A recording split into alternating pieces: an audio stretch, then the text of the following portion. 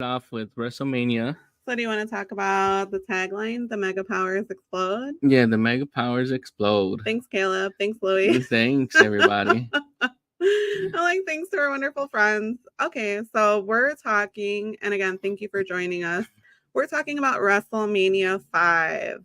The mega powers explode. The date is April 2nd, 1989. Yeah. And the Cold War has ended, just setting the tone for everyone.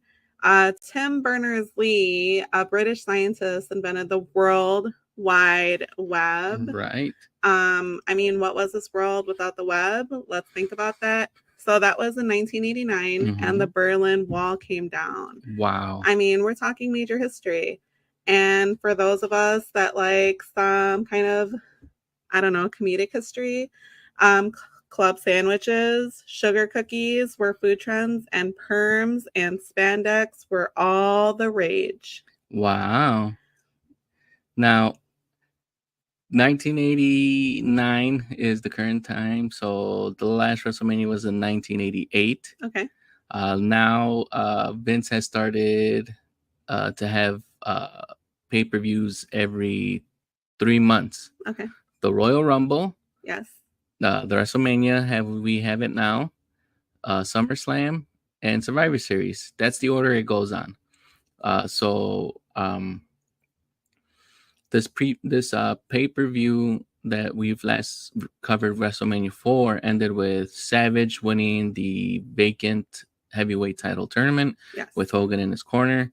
When they were a tag team together, they came together and became the Mega Powers. Woo. So the Mega Powers continue to be a tag team. Yes. And it all came to head when they were in a tag team against Andre the Giant. And I believe the $1 Million Man. Okay. I mean, Mega Power is very different from the Mega Millions, huh? Yeah. The Mega Millions are the ones you want, and the Mega Powers are the ones you cheered for. That's right. So, with this said, what ends up happening during this tag team, I believe Hulk Hogan gets thrown out, or something rather hits Elizabeth while she's out on the ringside. Yes. And while that happens, Hulk Hogan tends to her and runs off to the back with her. Right. While that's happening, Macho Man is still in the ring fighting off his opponents. Go, Macho. Go, Macho. Go. I'm not sure what the value of his value is based on inflation. He's going to be several $1 million man now. That's pretty awesome. You figure, Caleb, but he's actually, unfortunately, in real life, Ted DiBiase is in trouble with the law for fraud. What? So stay tuned to that one. If you have more information on that, feel free to share in the comments below. Yes. So what ends up happening, Randy's like, where's Hulk Hogan? Why did he leave me? He's after my woman. I can't believe it. Miss Elizabeth, why would you do that and betray me? And it ends up happening as Hogan not only gets accused of having the hots for Elizabeth, but also having his eyes on Macho Man's heavyweight championship belt. Dun, dun, dun. So now with the Green-Eyed Monster turning his attention to Hulk Hogan, we get that main event being WrestleMania 4. Woo! Okay, so I mean, let's talk about Rockin' Robin. She sings "America the Beautiful," and I thought she was delightful. We get another American montage, and she better keep her daytime job, is what Jesse Ventura says. But Girl is pretty nice in this one. He's like, can you do any better? So what do you think about that? Well, first of all, I'd like to point out that this is the first presence of a woman of talent or actual wrestler since WrestleMania 3. Okay.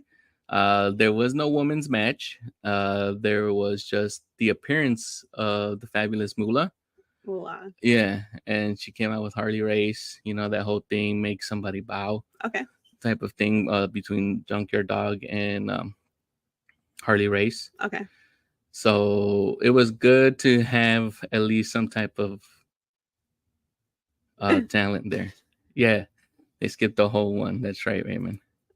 So, can we talk about Howard Finkel, the announcer? Yes. What about Howard? I mean, well, he was working for the WWWF.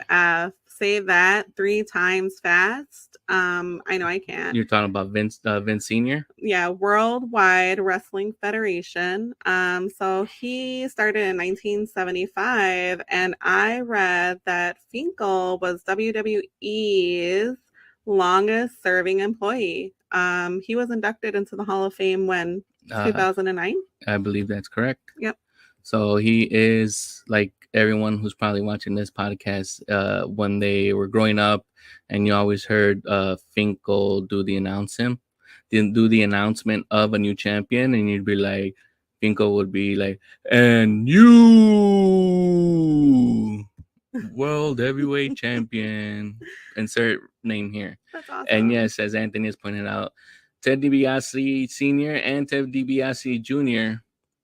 is also involved in that whole scandal with Brett Favre. Oh, wow. So can we talk about Finkel's wrestling AKs? Sure. His AKs were El Dopo, the Fink, Finkus Maximus, and Howard Finkel. Oh, okay. Or they just found to be curious. So he just went by his first, the one moniker he had is just his own name. Much like me. Yep. Yeah. Okay. So, you have any more tidbits, or can we move on to the first match? Well, I just want to say, so if you're wondering how many people were in attendance at Trump Plaza in Atlantic City. For the second year in a row, Vince had the same venue, Atlantic City, for WrestleMania 4 and 5. Was it the same amount, or was it less? It was a total of 18,946 people. But like you said, that's the second time that they had it at that location. Right. And if I remember correctly, WrestleMania 4 was 19,000, so this was a little bit less people. Yeah, good memory. Anything else before we move on to the first match? No, that's all the fun stuff I have for now. Okay. So the first match we have is King Haku versus Hercules. No longer Hercules Hernandez, but just Hercules. Yes. King Haku is accompanied with Bobby the Brain Heenan. Big brain. Yeah, this match goes for 6 minutes, 57 seconds. Wow. So, at this time, do you know how King Haku became King Haku? I don't. I'm super curious, though. Well, I actually had to look this up because I couldn't remember exactly how or when the King of the Ring tournament began. Okay. And doing my research, it turns out that the King of the Ring tournament actually began in 1985, but it was untelevised. They were just being held in house shows. Okay. So we would either see the King being announced at a Superstars event, like the local television event that was syndicated, things like that. Okay. So they would actually have a tournament. So apparently, Vince, I guess, or someone convinces Vince to have this King of the Ring tournament later on in the line. But I was just wondering when did King Haku become King Haku, and that's how it became something from a King of the Ring tournament they had off screen. I'm glad that you told me, because I was saying haiku for some time. So, and I was thinking of having or like figuring out a wrestling haiku. But you're like, no, it's haku. It's and haku. And like we said, he looks great. He is being carried and comes out looking like royalty, wearing purple. Yeah. I mean, he looks wonderful. He does look good in purple, doesn't he? Yep. Oh, thanks, Ray. That's accurate. That is accurate. That is factual. So this match starts off with Haku getting a sneak attack on Hercules. Then Hercules gains the upper hand, and then Haku and clotheslines them out. Hercules gets Haku when he's on the mat and suplexes back in and drops a couple of elbows. Hercules is later distracted by the brain, and then as during that chase, Haku recovers and gives him a clothesline. Haku continues to wear down Hercules with some backbreakers and a bear hug. Right. Hercules rallies, and then a missed splash gives Haku the upper hand again. I really enjoyed how Hercules was whipping around that chain. So who are you rooting for during this match? Oh yeah, I forgot to ask you that. During this match, I think I probably would have gone after Hercules. Okay. As because at this time it seems, if you didn't get it through, that Hercules is being presented as the baby face, so he's the good guy. Babyface. Yes. Like the rapper? No. Or are you talking about like the R&B singer Babyface? Oh, there we go. Babyface. Yeah. Oops. That's okay. So who am I rooting for? Yeah. I mean, you would think I am rooting for Hercules, but I'm rooting for Haku. And he is ready with the slaps. He's just like slap, slap, slap. Also, I found that this was not only nationwide. I mean, this was being shown in 44 countries. But like you said, they hype it up. So I don't know if it was definitely 44 countries. Thank you for that comment, Ray.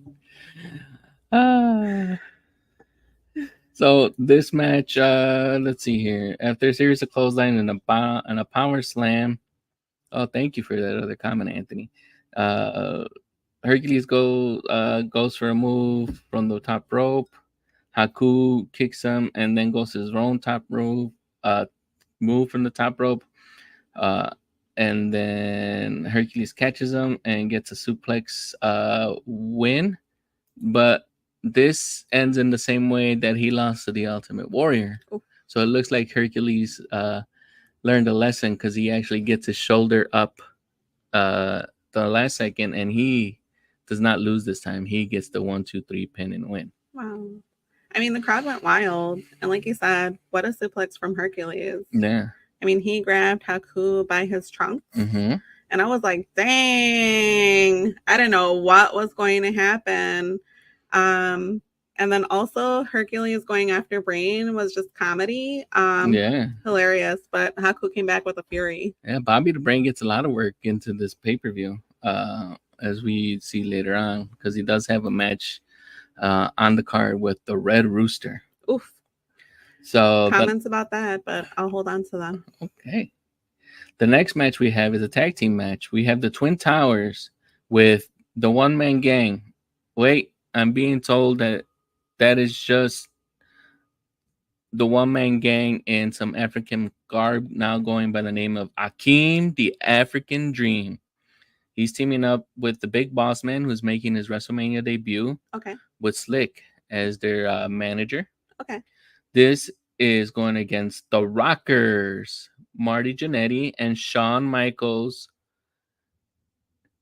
Well, Wikipedia was telling me, but I think you also told me last pay-per-view in the comments that the one-man gang became Akeem, the African Dream. So I mean, this is the first time that I'm introduced to the Rockers, the African Dream, and I'm like, what?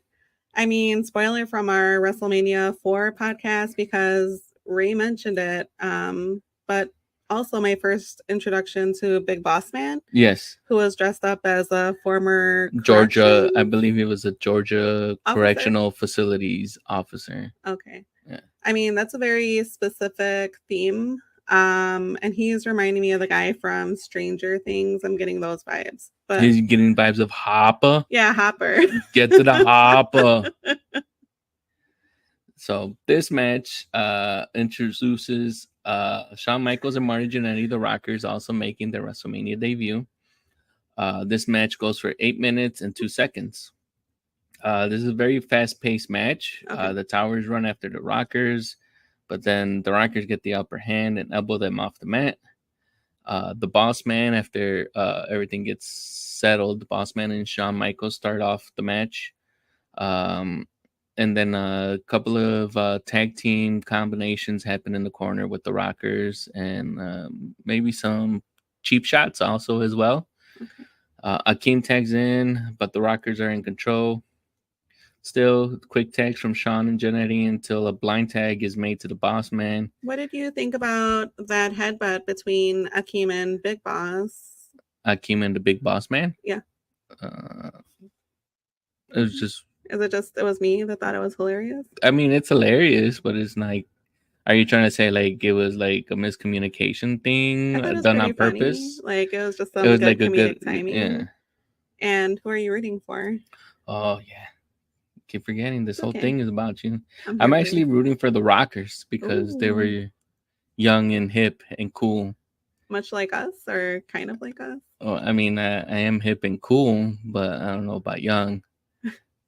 Ta-da. That's where you take over here. Thank you. I'll take it. I'm rooting for the Rockers because they look pretty rad, like you said. Don't know if anybody's still saying that word. I like the tassels on their neon yellow pants. I don't know what to say about Akeem or that outfit, but I'm definitely rooting for them, and I really like them double teaming Akeem, so that was pretty cool. Yeah. So, yes, Raymond, I think if the Dark Side of the Ring season is over, I'll definitely check that out. Here. And then let's see. Oh, yeah. If people want to get Maria's takes on these Dark Side of the Rings, leave it in the comments, especially if there's specific episodes. And maybe we'll release those out as for bonus for you guys. Oh, wow. I promise I won't cry too much. Big Mouth Man was Big Bubba Rogers. Okay. Yeah, I mean, Big Boss Man, Big Bubba Rogers, and the NWA, he was Jim Cornette's bodyguard. Yeah. Wow. I mean, I was actually pretty happy that 400 pounds of Big Boss Man didn't fall on one of those rockers. What a way to get smashed.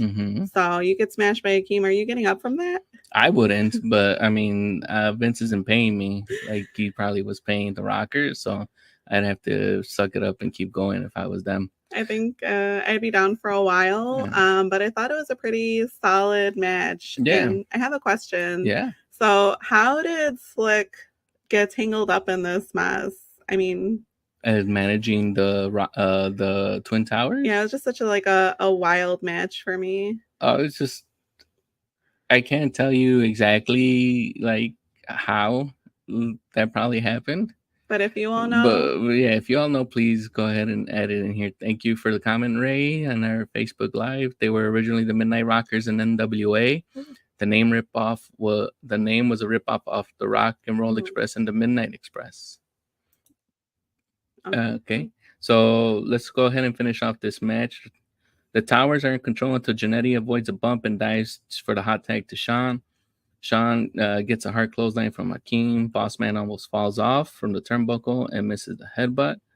Sean and Jannetty get some combo moves in, but it all ends with a splash from Akeem the Dream, and the Twin Towers get the pin and the win. Solid match, no complaints. Yeah. Shawn Michaels was the Keanu of the Rockers, and Jannetty was the other guy from Bill and Ted. Alex Winter, you mean? That's the other guy that placed Bill in the Bill and Ted. So does this take us to... Yeah, this takes us to another match. One of your WrestleMania mainstays so far. For the 5th WrestleMania in a row, we get Brutus the Barber Beefcake versus the $1 Million Man, which Caleb says that we should adjust for inflation, but since he might go to jail, I'm not going to do so.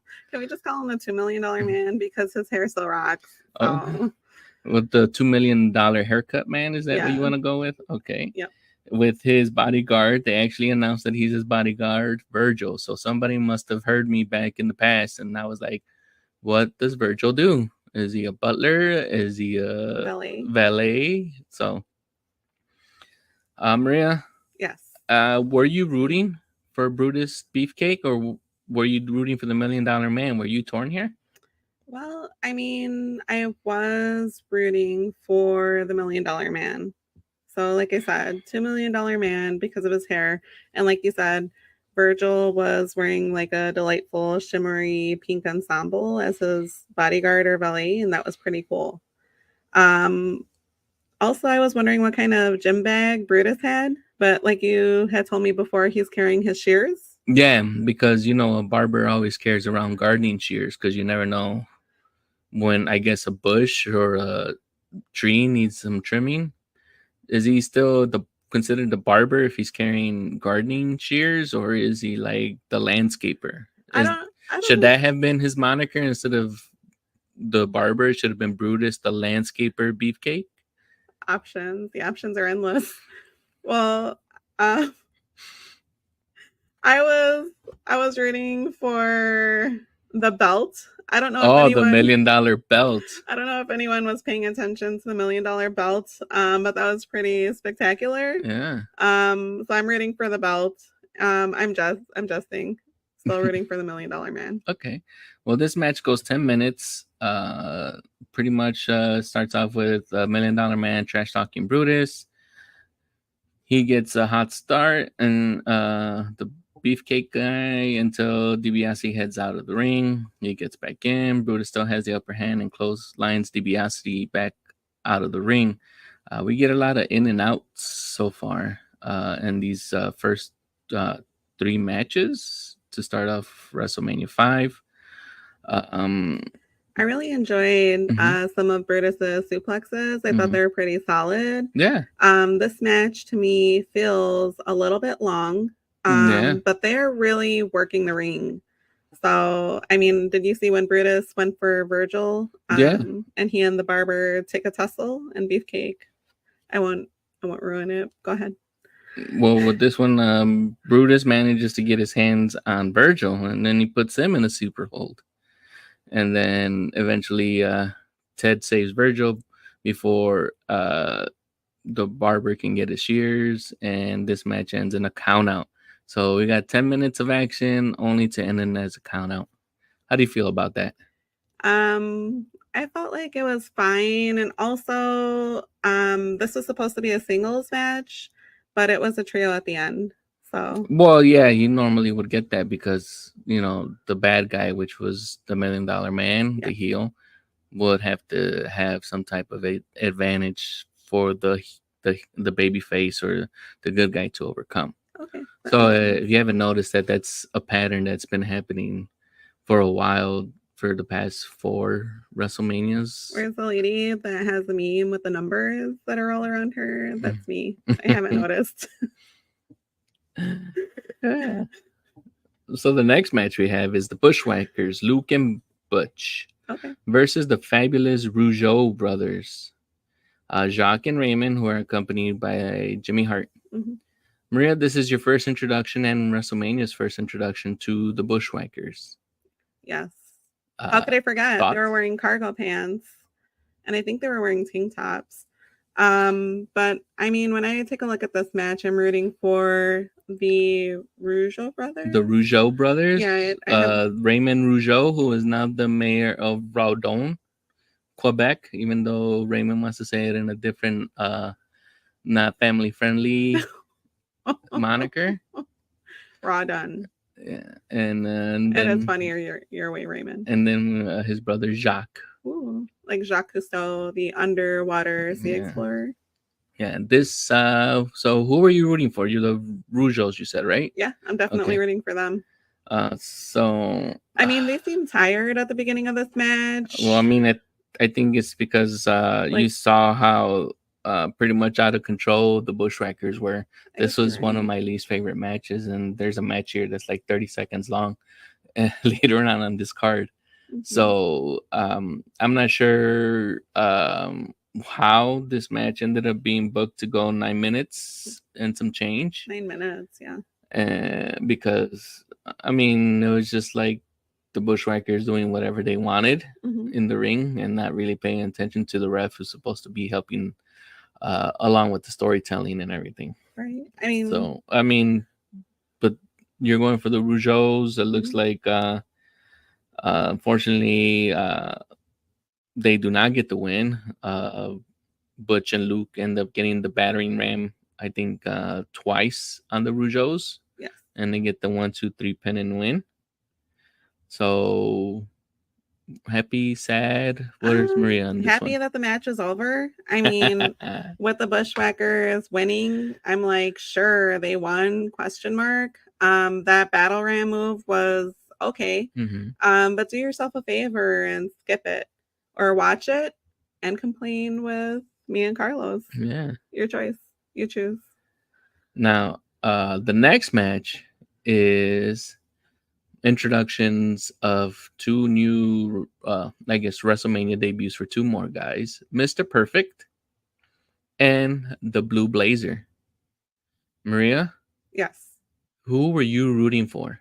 Um, who am I rooting for? I'm rooting for the Blue Blazer. The Blue Blazer. Is Okay. that a What? surprise? Yeah, it is. Because, well, I guess not, because you do tend to like luchadors. Lucha. Yeah. So maybe that shouldn't have been more of a surprise. I think at this time I was going for Mr. Perfect, Okay.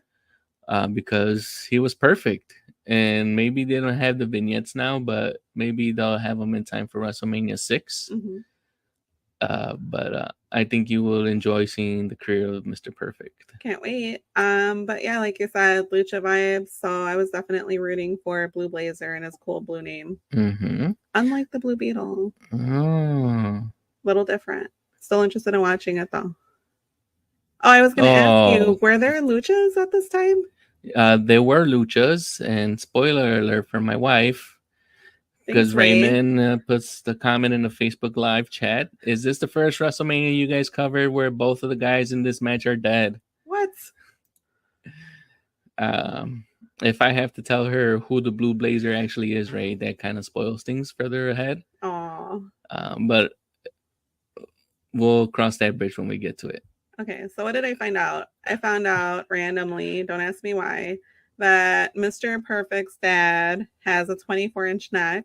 Mm-hmm. Sounds like my father and some of my uncles. They always had a hard time getting collared shirts.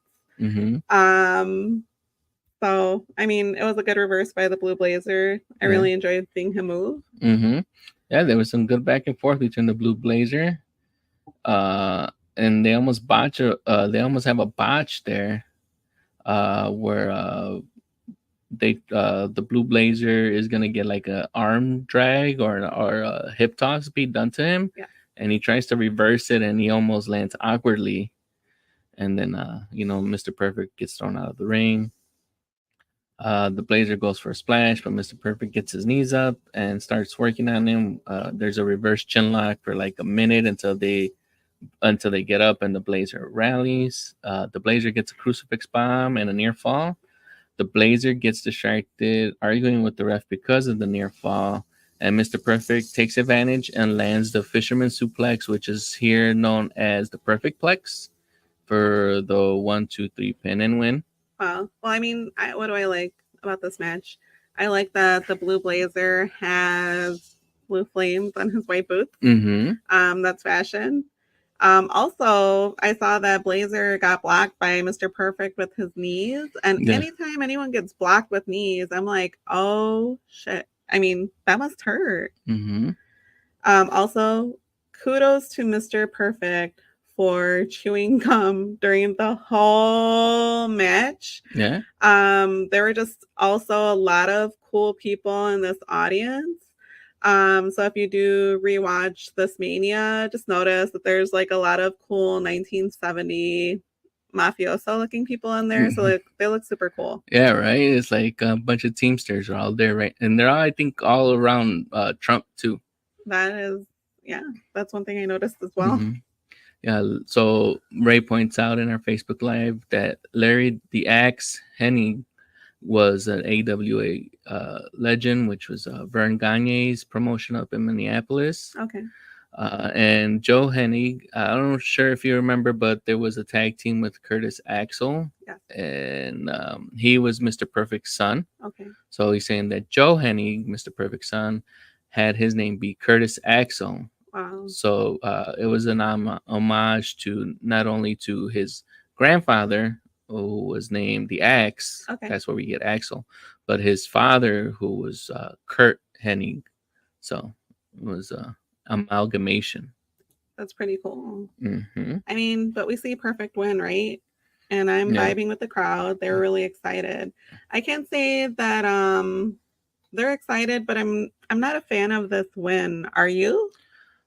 I mean, that's all up to the Blue Blazer. That's on the Blue Blazer because he gets distracted by, not getting the 1-2-3 pin. Right. And eventually it kind of falls in line with the character that the blue blazer actually gets exposed to actually being, because that's a character trait that follows that particular wrestler for the rest of his career. I like that he questioned the referee. Yeah, not a lot of people question the referee when they're heels, and that's when a lot of the psychology, of putting someone over if you're the heel for the baby face type of thing can be done and make the match a little bit better. Comment from Anthony from our YouTube live stream. One of the best matches ever, Road Warriors against Verone, Von Raish, and Kurt Hennig. Ooh. Okay, I had to check that one out. Me too. I'm like, that's exciting. Okay, so the next can we talk about there was questions for the upcoming 3-man tag. Okay. That because of Mr. Fuji actually being involved, there was speculation if Mr. Fuji was actually in shape.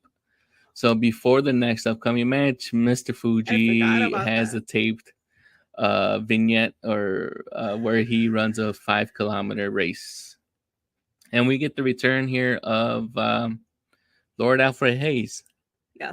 So you still got your like Robin Leach-esque type of personality still in here. I mean, that vignette was very funny. Mm-hmm. And he was running in his dress shoes, but he ran it. So showed them. He showed everybody.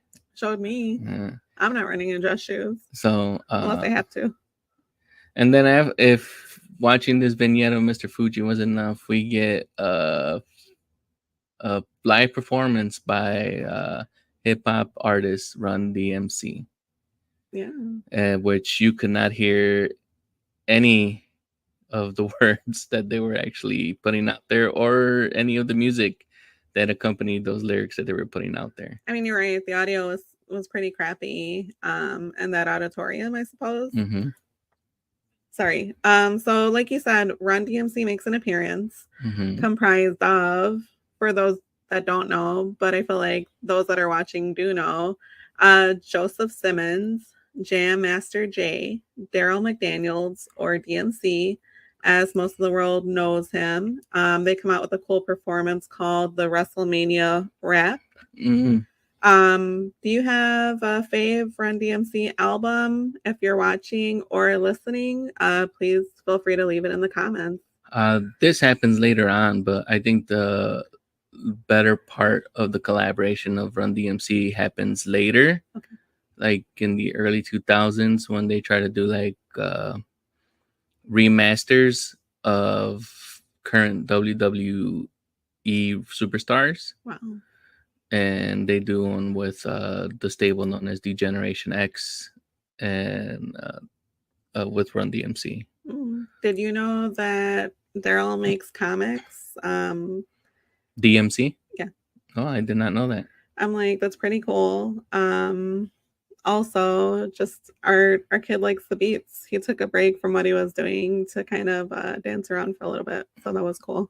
Yeah. So we had the 6-man tag of Demolition. Actually, it's a handicap. Sorry. So it's Demolition, X, and Smash, who are no longer managed by Mr. Fuji, because he now has his alliance to the Powers of Pain, the Warlord, and the Barbarian, and he's also included in this match. Okay. This match goes for 8 minutes, 20 seconds. Okay. Maria, who are you rooting for? I'm rooting for Mr. Fuji. So you were Team Fuji? Team Fuji. Okay.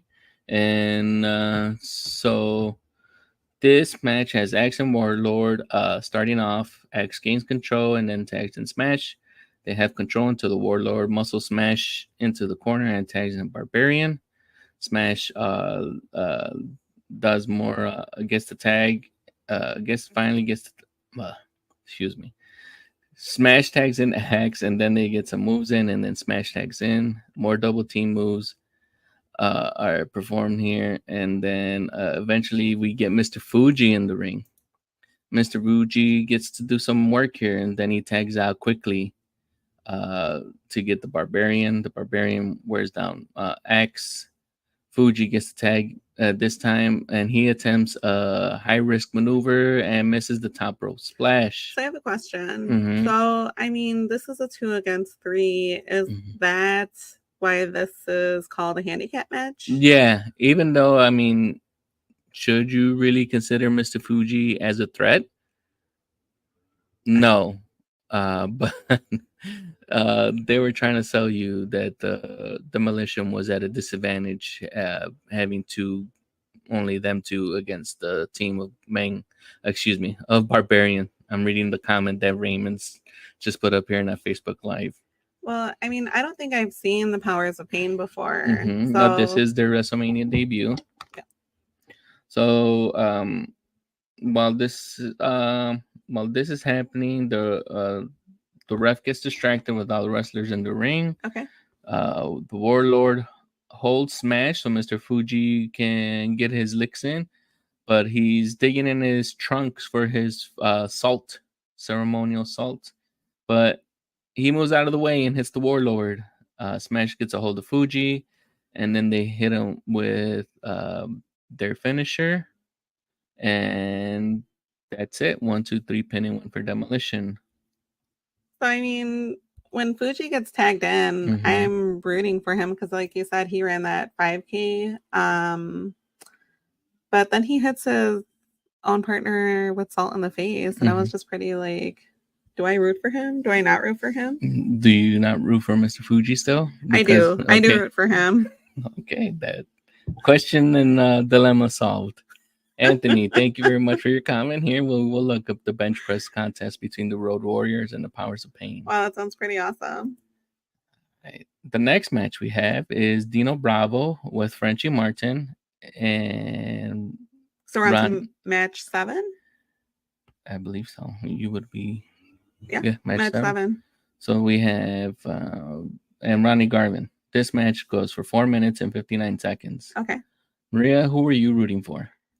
I'm rooting for Garvin. I mean, yeah. Run's brother is better. Wow. Okay. You'd have to fill me in on that one, Raymond, because I do not know who Run's brother is.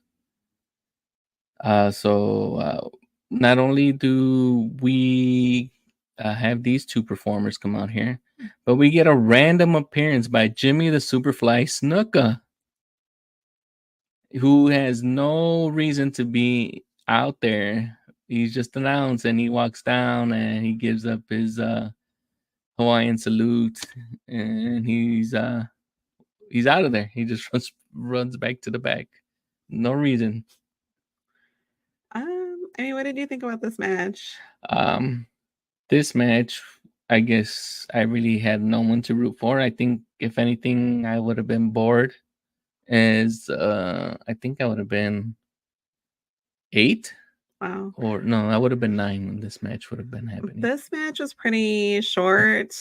Like my attention span. Oh, okay. Thank you, Raymond, for clearing that up. So, I mean, Garvin stomps on Frenchman, and I'm like, okay, Bravo wins, question mark. I'm like, that happened. So, it wasn't that exciting to me. Yeah. Yeah, Garvin hits Bravo from behind when he's trying to figure out. Oh, Garvin gets hit from behind while he's trying to figure out where to throw his towel from Dino Bravo.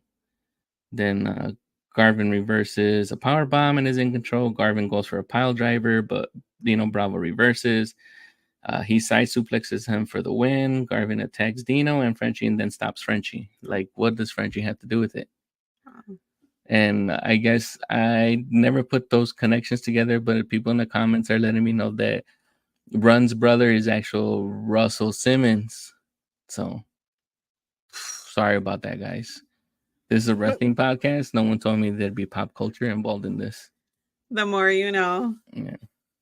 And yes, the Garvin stomp that we see here by Ronnie Garvin is a move that is adopted later on by Randy Orton. So does that short match take us to match 8? Match 8. Match so I believe we're halfway through this pay-per-view. And this has another WrestleMania debut. Arn Anderson and Tully Blanchard accompanied by Bobby the Brain Heenan, known as the Brain Busters, versus Strike Force. Tito Santana and Rick Martel are back. Maria, I know you're a big fan of Rick Martel and Tito Santana, who is still here 5 WrestleManias later. Maybe. Yeah. Were you rooting for Strike Force? I am rooting for Strike Force. The announcer says that Strike Force is a tremendous tag team, and that they are. So yeah, I'm rooting for them. Okay. And Raymond is commenting in our Facebook Live chat that Arn is awesome. And yes, he is, especially as he's gotten older. I clapped for the double drop kick by Strike Force. Okay. It was that awesome. Yeah. So let's get into this. This match goes for 9 minutes, 17 seconds. Basic back and forth. Tully gets Rick to their corner, but Martel fights back. Tito comes in and they both clear out the ring to start the match. Martel is in there with Arn Anderson to start the match. Tito gets in, and after Arn Anderson tags out, and not only does he put the figure 4 on him, but Martel also puts it in on Arn Anderson as Arn tries to run in to break up the pin. There's a tag away from the referee when Martel is coming in, but I guess Tito was not aware of it, and this is when I believe Tully ducks and hits Rick Martel with the flying forearm. Martel goes down. Tito gets worn down here. Martel is shaking it off on the ring apron. He finally shakes it off and makes it back.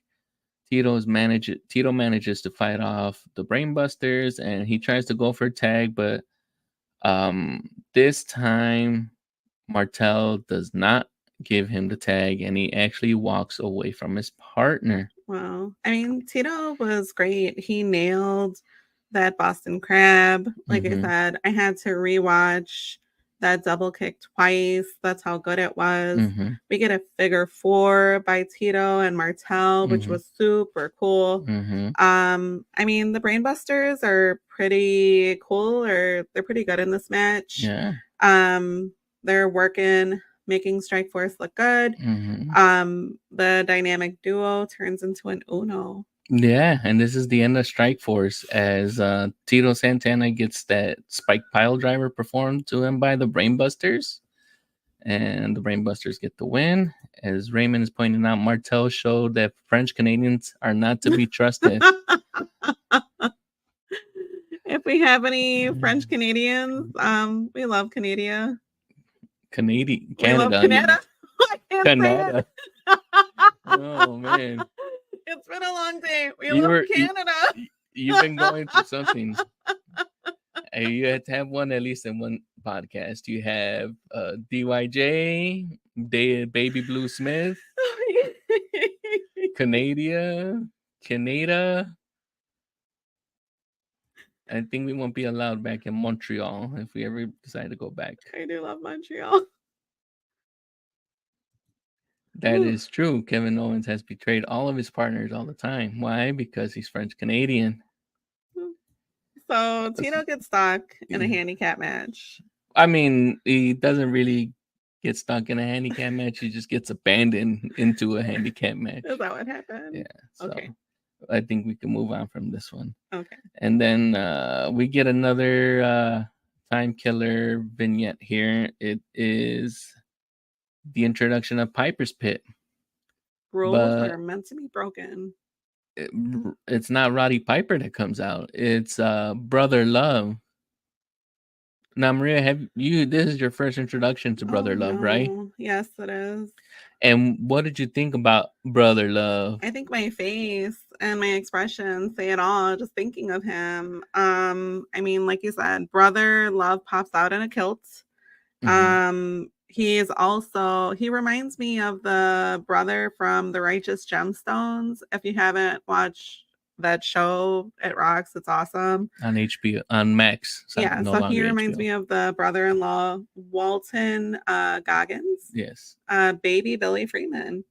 So I was getting those vibes from him. I like that some people in the audience are as confused as I was. Mm-hmm. And then I like that Gorilla said that this guy is as soft as a grape, which is hilarious. I Yeah. might add that to my repertoire of insults. Not like But I go around insulting people, but you know. maybe your heart should be more filled with love, like brother love, because he loves Oh you. no. Ugh, Now, so he we really is. get our first celebrity appearance, Oh, like what a celebrity. that's involved with the match, because Run DMC can't be considered like being involved with the kayfabe wrestling type of storyline. Okay. We get Morton Downey Jr., who has no relation to Robert Downey Jr., as my wife learned earlier this week. I was like, any relation? Question mark. No. So eventually they get to talking, and the rowdy one comes back, Maria, after his stint in Hollywood. Roddy Piper returns back to WrestleMania. Yeah.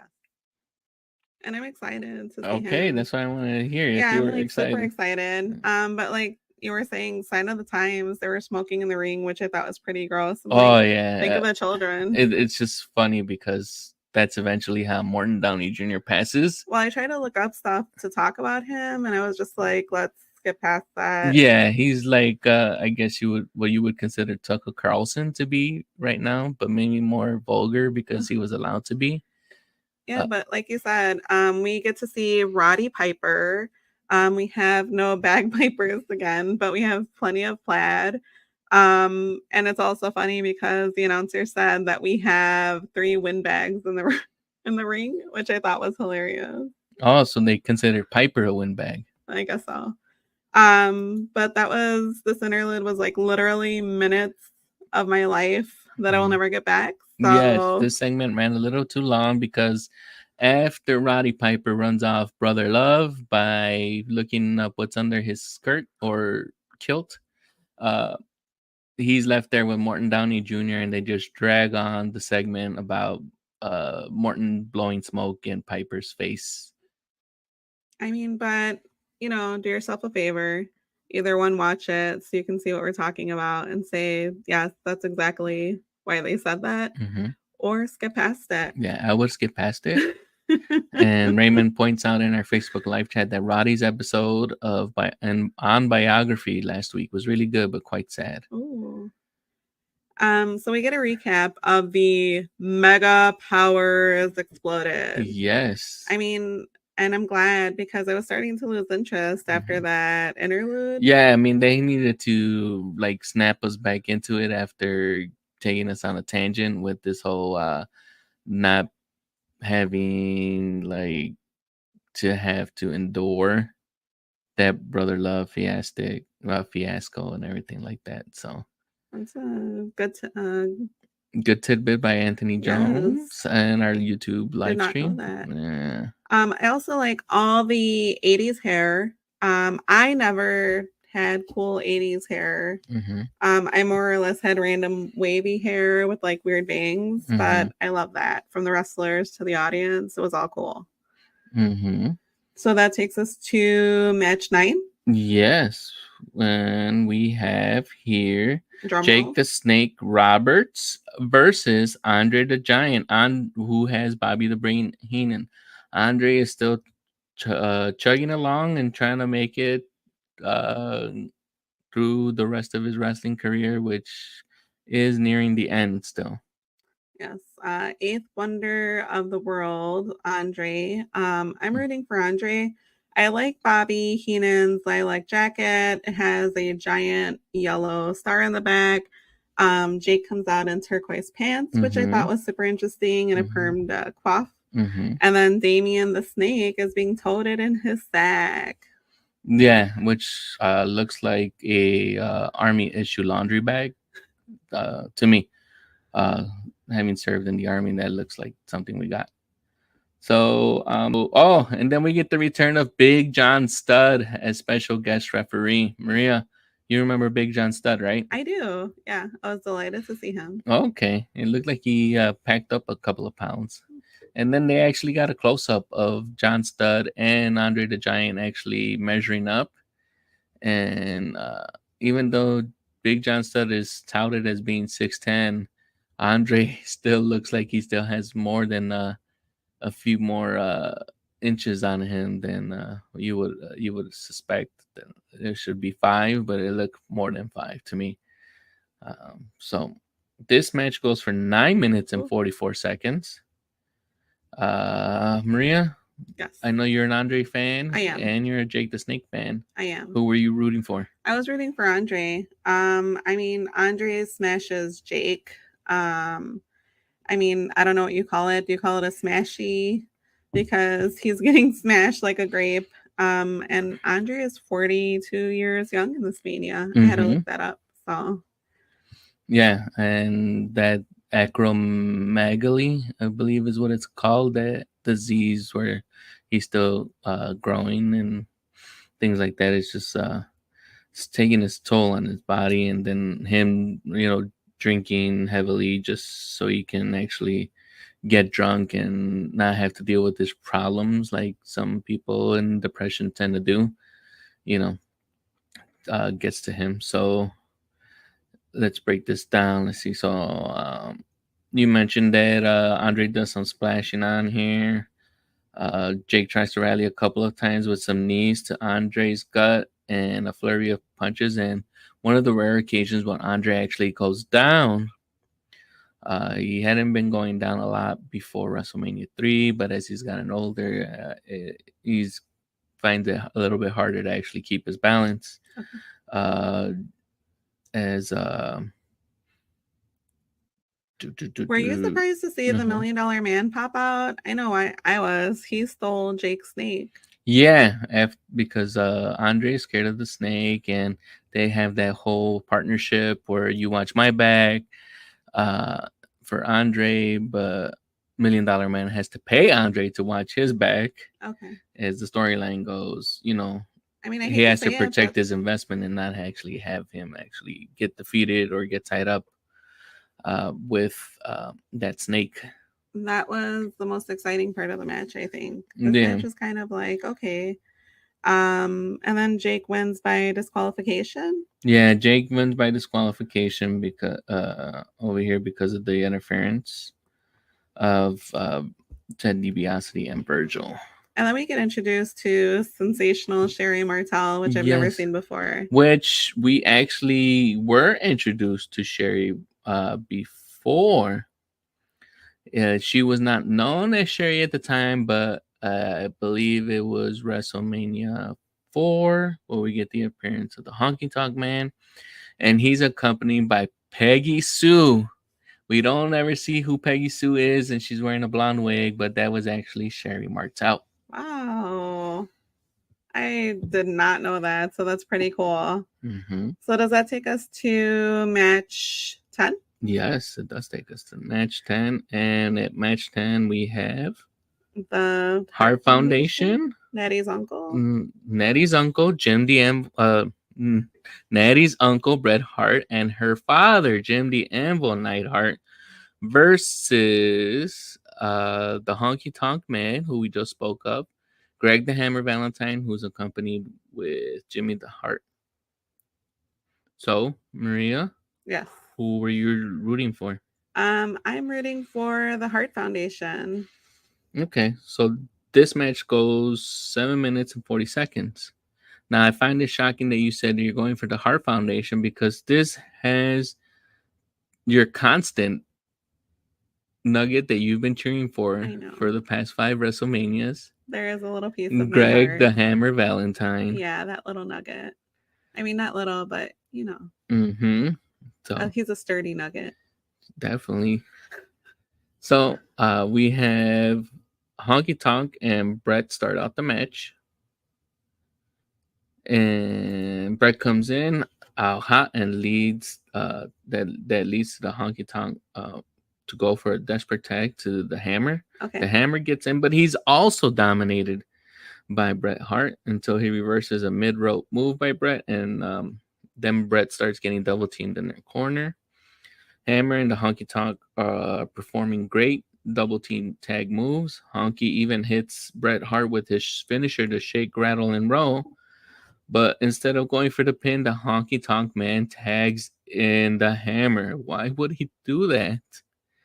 Bret Hart starts to rally, and Honky Tonk comes in.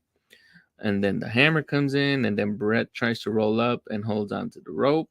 Uh, then Bret goes for the hot tag to Jim the Anvil, and Jim the Anvil Neidhart starts cleaning up. Clean it up. Bret Hart gets back in there, and we get a near fall that leads to the Hammer to break up the count.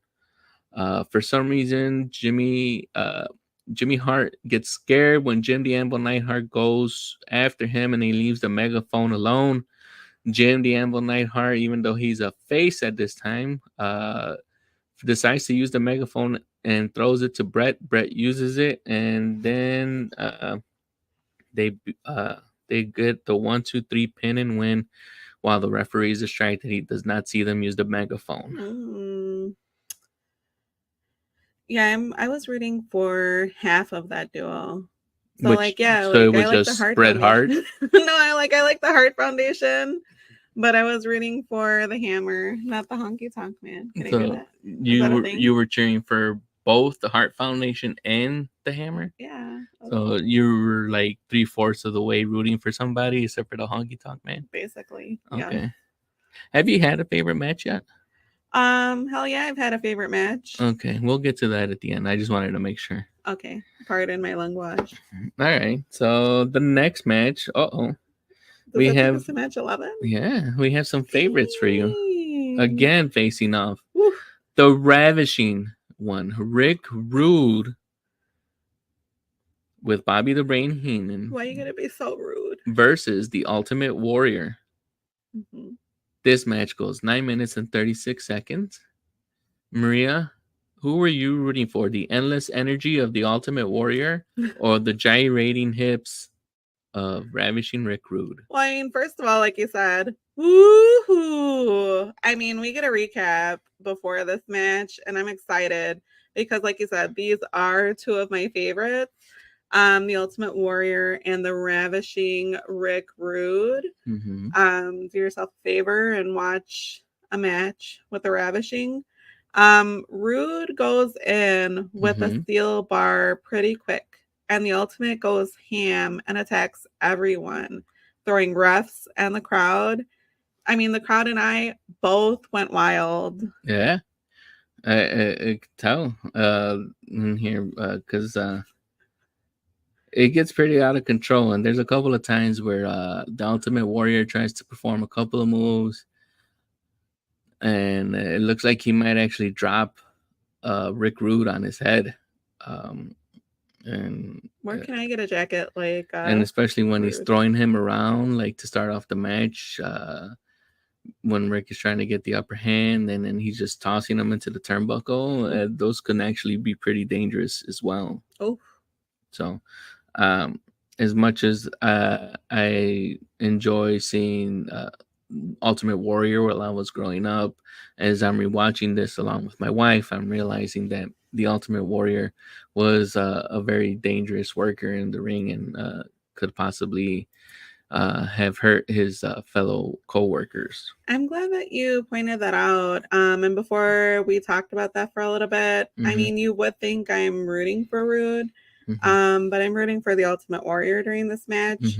Rude goes off the top and knocks the Ultimate Warrior against the mat, not once, but twice. Right. Excuse me. There's a lot of bear hugging in this round, which I'm like, I'm not mad at, but it takes up a lot of match time or wrestling time. Yeah. Rude, much like me, was walking around with a backache after all that bear hugging. So, you know, I was just like, what is going on? We also see a move, like you said, called the neck breaker. Yeah, the Rude Awakening. Is that what it's called? From Ravishing Rick Rude. That's his finisher. The Rude Awakening? The Rude Awakening. Wow. I guess you were not paying attention, taking down your notes, but the finisher's called the Rude Awakening. Also looking at other things. This match caught me by surprise. Rude wins. But the Ultimate Warrior was really working the ring. What do you think about it? Young me would tell you that he loved that match because it was just something about just running around crazy, uninhibited, and just shaking things chaotically. But watching it now, I realize, like I told you, I just realized how dangerous it looks because not only does he almost hurt the Ravishing One, but he actually, when he goes after Bobby Heenan, and he does the gorilla press on him, he actually almost has Bobby land on. He lands on his shoulder, but any way that Bobby, the Brain Heenan, could have turned, he probably could have landed on his head too. And I think this this actually leads to the match that he has with the Red Rooster probably to be cut a little bit short, and only have it go 34 seconds That instead was of pretty maybe like short. maybe 5 minutes or something like that. That's an interesting take, and yeah, I appreciate you talking about that because when I look back at it, I'm like, okay, well, a lot of that makes sense. Yeah, so let's finish this off and get to the final. So Rude tries to Finish go it. for the Rude Awakening, but the Warrior powers out and leaves the ring. Okay. Warrior gets back in the ring, and while he's suplexing him, the Brain puts his brain to work, and he decides to reach out and touch someone, and that someone is the Ultimate Warrior. He holds on to his legs as he goes for the suplex. Yeah. Rick Rude lands on top of him, and he gets the 1-2-3 pin as Bobby the Brain is holding down the Warrior's legs. And there's a new Intercontinental Champion, the Ravishing Rick Rude. Dun, dun, dun. Maria, what'd you think? I mean, I thought it was a solid match, so I'm fine with the outcome. Okay. Yeah. All right. So this leads us to our next match. Match 12? Yes, which is Hacksaw Jim Duggan Ho versus Bad News Brown. Ho. This match goes 3 minutes and 49 seconds. Maria, who were you rooting for? I'm rooting for Bad News Brown. Mm. And his gray fold-up chair. If you know, you know. Mm-hmm. I thought I was kind of surprised because this was kind of a short match for me. But also they didn't have a lot of flair to their wrestling garb. Well, no, Hacksaw, the only flair he had was that 2x4 So he walks around with. I was kind of surprised by that. But what about you? On this one, I probably would have been going for not Bad News Brown, for Hacksaw Jim Duggan. Okay. So let's see here. Bad News gets to jump on Hacksaw. Yes. Hacksaw rallies, and then clotheslines Bad News Brown, who once again throughout this whole pay-per-view, he leaves the ring. Okay. Bad News Brown gets back in the ring. Duggan whips him to the ropes and tries to go for a toss, but is kicked by Bad News Bear. Bad News Brown. Sorry. He maintains control, and Duggan tries to rally by saying "ho" a lot, but Bad News maintains the advantage. They head to the outside. Bad News throws Hacksaw to the ring post and then back inside. Bad News Brown tries to go for his finisher, the Ghetto Blaster. Yeah. But Hacksaw reverses and goes for his finisher, the Tackle. And Bad News Brown lands on the outside, so he's unable to go for the pin. Okay. Maria, you were going to say something? Oh, no, I was just going to say the commentary made me cringe. I was just like, wow, it's ridiculous. While they're outside, Bad News Brown grabs the chair that Maria alluded to, and Hacksaw grabs his 2x4. They clash weapons until they decide that it's a stalemate. There's no way a chair and a 2x4 are going to be able to beat each other, unlike paper, rock, scissors. Paper. Rock, scissors. I looked at you. Yeah, you cheated, so we'll just move on from here. The match ends in a double DQ, and there's no winner. Maria, were you disappointed that there was no winner? Much like the wrestling outfits, this match had no flair. All right. That's actually true because we get Ric Flair later on. So, but not in this WrestleMania. Ooh. And so that takes us to match 13? Yeah. So if you were hoping to have a bathroom break after the Bad News Brown versus Hacksaw Jim Duggan match, I like Bad News Bear is better. You were going to have to use the bathroom very quickly because the next match between the Red Rooster and Bobby the Brain Heenan, who's accompanied to the ring by the Brooklyn Brawler making his WrestleMania debut, is only 32 seconds long. Yeah. I don't think I've seen the Red Rooster before, and I think you talked about that earlier. Yeah. But I'm here for him and his And red rhinestone jacket. his little dye job at the top with his That red. no, but the jacket, yes. Okay, so we see Bobby walking down, and as you can see, he's holding his ribs. But I'm pretty sure that part was actually him just trying to like sell that he's injured. Yeah. But he probably did have like upper arm injury or something like that, depending on how he landed. Okay. One of those gorilla press slams that he incurred from Ultimate Warrior. Mm. So we see the wrestling attire that Bobby the Brain Heenan is wearing is Andre the Giant inspired. He's also wearing that black Leotard? unitard. Is it a leotard or unitard? I'm not sure, but it just has the one strap.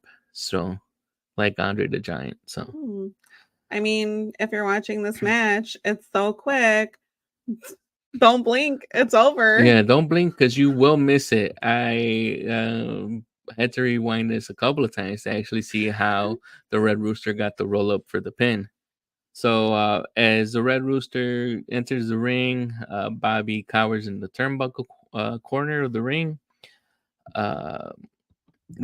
Bobby, at that point in time, is whipped to the other corner. Bobby reverses an Irish whip that he gets from the Red Rooster as he goes to go for like a spear at the Red Rooster in the corner. Red Rooster avoids it and then gets the 1-2-3 roll up pin and win. And then while the Red Rooster is trying to celebrate, that's when the Brooklyn Brawler gets in the ring and kind of gives him a little bit of a light beating. And then the Brooklyn Brawler leaves with Bobby the Brain Heenan. And for some reason, the Red Rooster decides to get back in the ring and call out the Brooklyn Brawler like he's the one that won the fight. Interesting. Yeah, that was very confusing to me. Was it? Yeah, because I'm like, he totally beat you. Why are you pretending like you were the one that had the upper hand and he ran away from you? Sounds like me. Sometimes just a little bit confused. So does that take us to? It takes us to the main event. The Mega Powers. The Mega Powers colliding and now exploding. Team Hogan or Team Savage? Who were you with? Savage all day. Okay. Well, I have a comment later on. Yeah. So. Okay. So this match goes for 17 minutes and 49 seconds. Wow. Now, I think if you would have asked me at 9 years old, I think I would have said that I was going for Team Hogan. Okay. But as I've gotten older, I have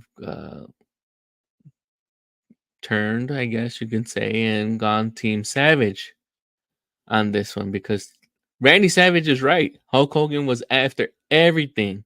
He had no chance of getting his heavyweight title until he started to try to get it on with Miss Elizabeth and turning Miss Elizabeth against him. And look what happens. Randy loses his championship title after a year run. Okay. So Maria, you have any thoughts here? Because Elizabeth is not playing any favorites, and she's saying that she's going to remain in a neutral corner. Well, I mean, at one point, Macho Man is a sight for sore eyes. He has a cool ass cape and outfit. So, I mean, if there's not a museum for some of these outfits, there should be because they just are pretty awesome. The back of his cape says Madness. And I mean, you can see that cape from space. It was awesome. But when Macho puts Elizabeth in front of him, he lost me. And then for the rest of the match, I was just rooting for Elizabeth. Yeah. And you figure, like, if she's playing, like, in a neutral, like, she's being Switzerland between these two people, Hogan and Macho Man, why did she come out to Macho Man's music? Why did they just find her own music? Ooh. Subtle catch there. Yeah. So you want to break this down, or? Yeah. I mean, just when you think Macho has the upper hand, a surprise twist unfolds. What was that twist? I mean, I I didn't go on, tell us more about it. Okay. I thought you were going somewhere with it. I was And gonna so go somewhere and I'm then I gonna lost it. okay. So after a minute of them sizing each other out, Randy decides to jump out of the ring, which has been the theme for all of these heels during this pay-per-view. They need to jump out of the ring to gain the upper hand or to cool the other guy off. Okay. They tie up and Hogan throws him into the corner and Macho Man steps out. Yeah. Randy gets back in and there's another tie up and then Hogan once again gets the upper hand and then Macho Man gets out of the ring. Yeah. Then at this time Hogan is tired of playing these games and like you said he tries to run after the Macho Man, but Macho Man puts Elizabeth in between them. Okay. Okay. Eventually, they keep going back and forth here, headlocks, and at one point, Hogan is actually bleeding. Oh yeah, I saw that. I can't actually pinpoint when he Me starts bleeding either. either. But they go back and forth here as Randy gets the upper hand here. The Macho Man goes for a headlock. Hogan tries to rally. The Macho gains control by jump knee striking him in the back of while he's trying to recover, and then he attempts a pin. The Macho Man starts getting cocky, and Hogan starts to rally again. But then Hogan throws Randy out, and Elizabeth goes to help him. Randy realizes who's helping him, and he waves off Miss Elizabeth. And Hogan gets near the ropes. Macho Man pulls him out, and then they start taking it to the outside. At this point in time, Hogan is gonna ram Macho Man into the barricade, but Miss Elizabeth gets in the way, and then that allows time for Macho Man to recover, and then he pushes Hogan into the post. Mm. And then that's when Elizabeth starts attending to Hulk Hogan. Macho Man can't have that, and he starts getting in Elizabeth's face. And then it's at this point in time that the ref just decides that Elizabeth is too much of a distraction and gets her taken away from ringside. Okay. Randy then goes for his double axe handle off the top rope to Hogan, who's near the barricades at ringside. Then he gets Hogan back in the ring. He drags Hogan and then chokes him a little bit on the top rope.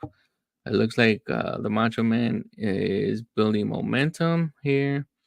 And he actually goes for his patented elbow drop. But we get a false finish, and guess what? Hulkamania lives, and he kicks out that leads to Hulk Hogan hulking up, doing his 1, 2, 3 punches, throwing Macho Man towards the ropes, big boot, leg drop, 1, 2, 3. We get a new champion. You said it with a question mark. It's Why? because it's not a question mark. Hulk Hogan does win, but it's just like so cliche as it's been for all of Hogan's career when he's been a face or a good guy. That's his patent thing. Okay. So when So you're like expected. yeah, he Okay. expected. So Hogan is the champion of the WWF, now E again. Wow. So I mean, it's been a night of spectacular athleticism, unexpected mishaps, and unforgettable moments, much mhm. like this podcast. Yeah. So Maria, what did you think of this match? Did you like the way it finished? I thought this match was fine. I thought there would be, because there was so much buildup, I thought Mhm. it would be amazing. Like I said, I think Macho was really working the ring, Mhm. and then Hulk put in the work at the end of the match. Mhm. I just expected more. So yeah. Yeah. By this time, Vince has spent all this time, uh, I guess, grooming Hulk Hogan, I guess, or the audience to believe that Hulk Hogan is the guy. Every time you hear Gorilla Monsoon, talk about Hulk Hogan or anyone talk about Hulk Hogan, they're Okay. like, this is the epitome of a heavyweight champion. This is our star, and they couldn't have him do any they couldn't have him do any wrong or actually lose to anybody that really didn't deserve it. Okay. And I mean, unfortunately, all the talent that faced Hulk Hogan at the time had to do, I feel, most of the work or the heavy lifting and making Hulk Hogan look good. And if you look at WrestleMania 3 versus Andre the Giant, Hulk Hogan doesn't become Hulk Hogan unless Andre the Giant gives him the okay to body slam him. WrestleMania 4 was actually one of the better WrestleManias because it didn't have Hulk Hogan in it. He was just there for like an 8-minute double disqualification match with Andre the Giant. And in this one, you did have Hulk Hogan, but it's just like, and I think 8-year-old me probably loved the result of this, but seeing it now, it's just like, it's the whole persona of Hulkamania is coming to an end for me. wow. Tragedy unfolds on this podcast. So, Maria, what were your favorite matches so we can finish this up? I mean, my favorite match is definitely with Strikeforce. So that hands down, if you go back to revisit this Mania, be sure to go to match 8 with the Brainbusters, Arn Anderson and Tully Blanchard with Bobby Heenan as like their valet. They defeated Strikeforce with Rick Martel and Tito Santana in a tag team match, and that was my favorite. What about you? Oh, so you only had one favorite? I only had one favorite out of this WrestleMania. Okay. Let's see. For me, as I'm looking on here, I had not the tag team, but the match of Mr. Perfect versus the Blue Blazer. Okay. Just because of the fast pace action of the match. So we're talking match 8 and then Blue Blazer, I believe, was match 5. Match 5. Yeah. And then did you have any other thing that you wanted to? Because I did have one more, but you said you didn't have one more. No, but if you want to go ahead. I think the other one that I would have to give my recommendation for you to watch would be the Brainbusters, Arn Anderson and Tully Blanchard versus Strikeforce, like you all had also said. Winning. I think that's it. Okay. Thank you very much here for joining us on this WrestleMania revisit of WrestleMania 5. And if you haven't already, subscribe to us on YouTube. Please do. So please leave a review. We will be putting this audio up later on this week on all major podcast network, Apple, Google, Spotify, Audible, Prime. Yeah. Amazon Prime, Pocket Cast, wherever you get your podcast services. And as we end here, yes, Raymond, in our Facebook live chat, this was the era of No Holds Bar that Hogan had just finished making that movie. And, and yes, please, as Raymond is pointing out, prescribe to this podcast like you have a problem. And until WrestleMania 6.